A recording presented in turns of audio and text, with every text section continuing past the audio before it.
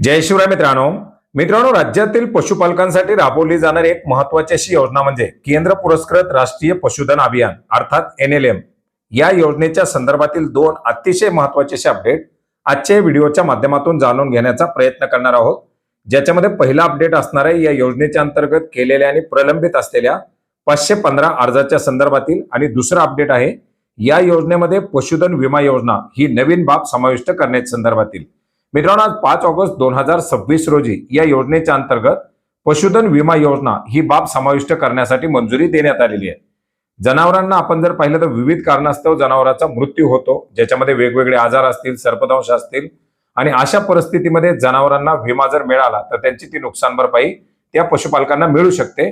आणि याच पार्श्वभूमीवरती ही एक महत्त्वाची अशी बाब याच्या अंतर्गत समाविष्ट करण्यात आलेली आहे। आज 5 ऑगस्ट 2026 रोजी एक शासन निर्णय निर्गमित करून केंद्र शासनाच्या माध्यमातून लागू करण्यात आलेली ही योजना राज्यामध्ये देखील राबवण्यासाठी मंजुरी देण्यात आलेली आहे। Agriculture insurance company of India अर्थात EIC च्या माध्यमातून ही विमा योजना राबवली जाणार आहे। याच्यामध्ये देशी व संकरित दुधाळ गायी, म्हशी, बैल, रेडे, शेळ्या आणि मेंढ्या यासाठी 1 वर्षाच्या विमा कालावधीसाठी प्रीमियम दर असणार आहे 4.30%, 2 वर्षासाठी 7.50%, तर 3 वर्षाचा विमा एकत्रित काढला तर त्याचा दर असणार आहे 10.50%। या योजनेचं स्वरूप पुढील प्रमाणे असणार आहे। याच्यामध्ये योजनेअंतर्गत शेतकऱ्यांच्या जनावरांना विमा संरक्षण देऊन शेतकऱ्यांच्या पशुधनाचा मृत्यू झाल्यास त्याला व्यापक विमा योजनेच्या अंतर्गत ही नुकसान भरपाई दिली जाणार आहे। योजनेचे निकष आपण पाहू शकता। योजनेत समाविष्ट असलेले पशुधन देशी, संकरित, दुधाळ गायी, म्हशी, बैल, रेडे, शेळ्या आणि मेंढ्या प्रति कुटुंब कमाल पशुधन संख्या असणार आहे 10। याच्यामध्ये एखाद्या लाभार्थ्याकडे 10 पेक्षा जास्त पशुधन असल्यास व सदर पशुधनासाठी विमा कवच घेण्यास पशुपालक इच्छुक असल्यास 10 पेक्षा जास्त असलेल्या पशुधनासाठी विमा हप्त्याची संपूर्ण रक्कम ही पशुपालकाला भरावी लागणार आहे। याच्यामध्ये कमाल संरक्षित रक्कम काय असणार आहे? गायीसाठी 70,000, दुभत्या म्हशीसाठी 80,000, बैलासाठी 70,000, रेड्यासाठी 80,000, शेळी मेंढीसाठी 7,000 रुपये एवढी संरक्षित रक्कम असणार आहे। लाभार्थी हिस्सा याच्यामध्ये 15% असणार आहे। उर्वरित 85 हिस्सामध्ये केंद्र आणि राज्य सरकार वरचा हिस्सा भरणार आहे।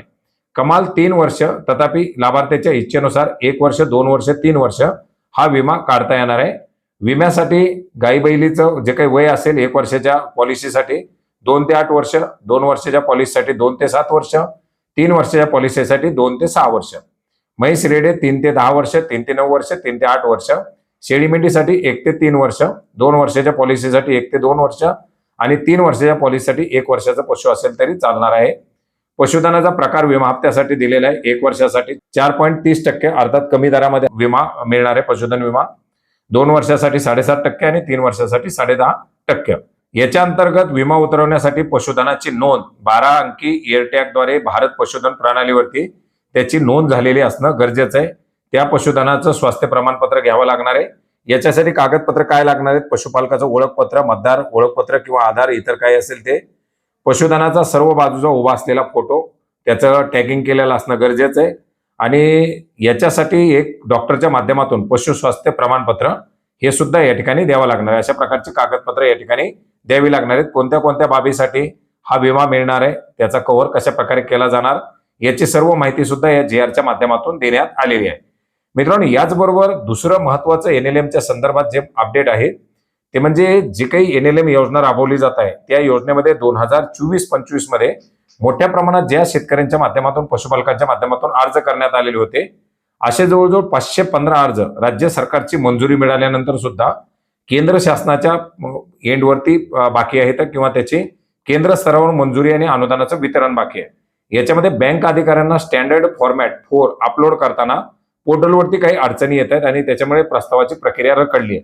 आणि याच अनुषंगानं शरदचंद्र पवार राष्ट्रवादी गटाच्या खासदार सुप्रिया सुळे यांच्या माध्यमातून केंद्रीय मत्स्य व्यवसाय, पशुसंवर्धन व दुग्ध व्यवसाय मंत्री राजीव लल्लन रंजन सिंग यांना या ठिकाणी आज एक पत्र लिहिलेलं आहे, आणि या पत्राद्वारे विनंती करण्यात आलेली आहे हे जे काही 515 प्रलंबित अर्ज आहेत हे तात्काळ निकाली काढून या पशुपालकांना दिलासा देण्यात यावा। केंद्र शासनाच्या माध्यमातून जर याच्यामध्ये काही पाठपुरावा केला तर हे अर्ज मंजूर केले जातील, आणि अर्ज मंजूर होऊनही जे काही प्रतीक्षेत असलेले हे लाभार्थी आहेत या लाभार्थ्यांना या ठिकाणी दिलासा मिळणार आहे।